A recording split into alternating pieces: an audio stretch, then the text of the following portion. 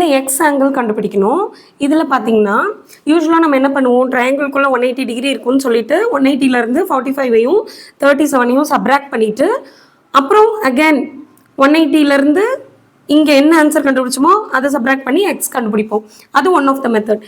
இப்படி சி ஆப்போசிட்டில் இருக்க எக்ஸ், இதுக்கு பக்கத்தில் இருக்க இந்த ஆங்கிளை பற்றி அவங்க கேட்கவே இல்லை, ஆப்போசிட்டில் இருக்க ஆங்கிள் கேட்குறாங்க. இப்படி வெளியில் ஒரு ஆங்கிள், அதுக்கு ஆப்போசிட்டில் இருக்க உள்ள 2 ஆங்கிள் இப்படி கேட்டிருந்தாங்கன்னா இதை எக்ஸ்டீரியர் ஆங்கிள் தியரம் யூஸ் பண்ணி சால்வ் பண்ணலாம்.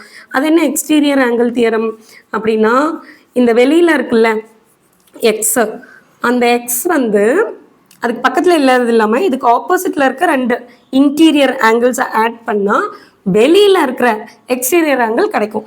அப்போ இந்த எக்ஸ் என்னது 45 + 37.